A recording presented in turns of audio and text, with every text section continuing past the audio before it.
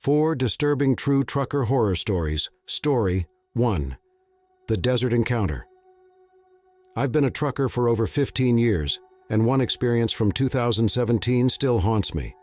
I was on an overnight haul through the Mojave Desert, headed to Arizona. The road was pitch black, and my truck's dim headlights weren't helping. There were no other cars for miles, and I was debating whether to pull over and wait for sunrise. But I needed the money, so I kept going. A little before dawn, something appeared in the distance. Worried it might be an animal, I slammed on the brakes. My truck screeched to a halt just a foot away from a car sitting in the middle of the road with its hazards on. The passenger door was wide open.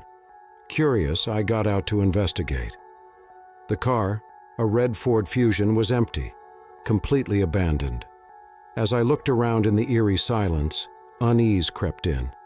Against my better judgment, I decided to check the trunk. It wouldn't open at first, but with the key from the ignition, I managed to unlock it. Inside were 3 suspicious garbage bags and a rope tying the trunk shut. Just as I was about to inspect further, a gunshot shattered the silence. Panicked, I ran back to my truck. As I climbed in, I heard a gruff voice shouting. Looking back, I saw a man standing by the car. He was short, stocky, and holding a rifle. He yelled for me to stop, but I wasn't sticking around to find out why. As I sped off, he jumped into his car and chased me, tailgating my truck for what felt like an eternity. Finally, police lights appeared in the distance, and the man veered off into the desert. Though I reported everything to the police, they never found him. To this day, I wonder what was in those bags. Story 2. The Unexpected Passengers. I've been trucking for 2 years now, but this happened just a few months into my first job. I was driving overnight from New Jersey to Indiana, a grueling 12-hour haul. Exhausted, I pulled into what I thought was a rest stop, only to find an old, abandoned gas station. Despite its eerie vibe, I decided to check it out. Inside, the store was dark except for a faint glow from a back room. I followed the light, finding an old refrigerator. But when I opened it, it was empty, completely gutted. As I turned to leave, I heard a faint noise. Back in the main room, nothing seemed out of place, but I couldn't shake the feeling I wasn't alone. I hurried back to my truck, only to notice the door I had shut was now open. Relieved to be back in my semi, I merged onto the highway. But soon I noticed movement behind the curtain in my truck's cab. My heart raced as I realized someone might be back there. I discreetly punched in the address of the nearest police station and drove straight there. When the police searched my truck, they found 3 disheveled people hiding in the back, 2 men and a woman. One of them was armed with knives. They refused to explain how they got there or what they wanted. I can only guess their intentions, but I'm grateful I stopped at that police station. Story 3. Screams in the Woods. 4 years ago, I was driving a delivery route through North Dakota. It was late and exhaustion was setting in, but I was determined to finish the drive. Out of nowhere, I spotted a dress lying in the middle of the road. A bit further, there were shoes, and then a pile of children's clothing. I pulled over, uneasy but curious. As I stepped out to investigate, I heard a crunch in the woods, then another, this time from the opposite side.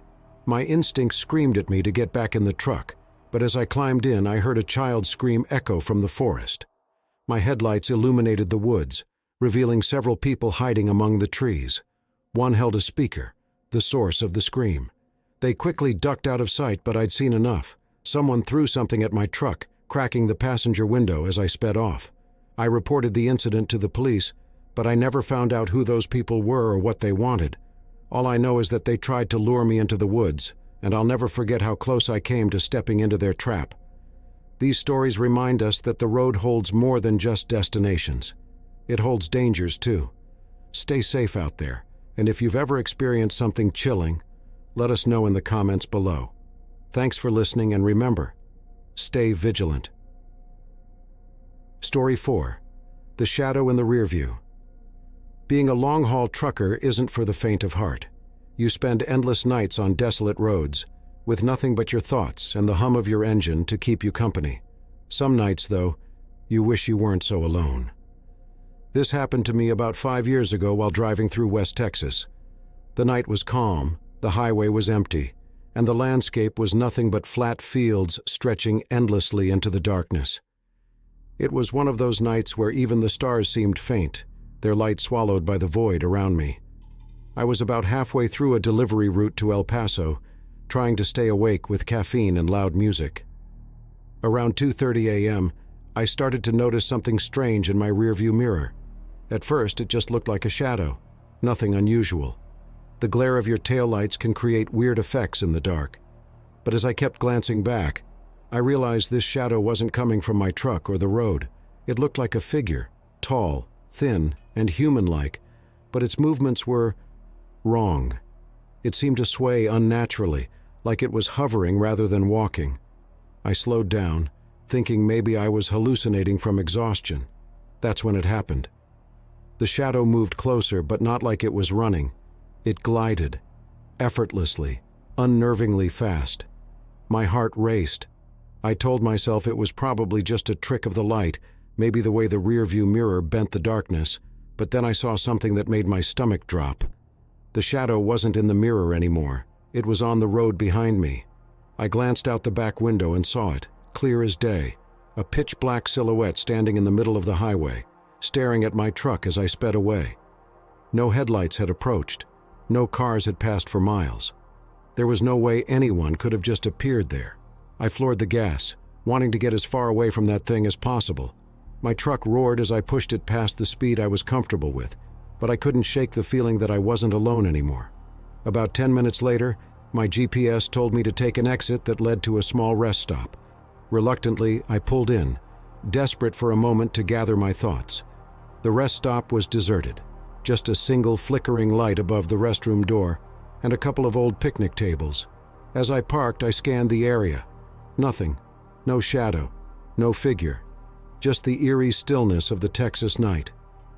I tried to convince myself I'd imagined the whole thing, that the long hours and caffeine were messing with my head. I decided to stay in the truck rather than venture outside. I locked the doors and turned off the engine, hoping some silence would calm me down. But as soon as the noise of the engine faded, I heard it. A faint scratching sound. It was coming from the back of the trailer. My blood ran cold. It was faint at first, like fingernails lightly dragging across metal, but it grew louder, more frantic, as if whatever was making the noise was desperate to get in. I grabbed the flashlight I kept in the cab and slowly opened the door, heart pounding.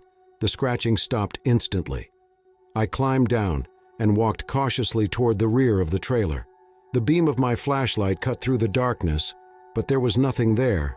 No animals, no person, nothing that could have made that sound. Just as I started to relax, I caught movement out of the corner of my eye.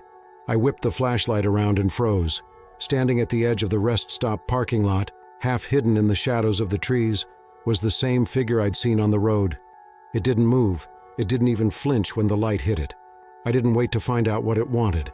I ran back to the cab, locked the doors, and got the truck started as fast as I could. The scratching noise started again, louder this time, like it was trying to claw its way in, but I didn't care.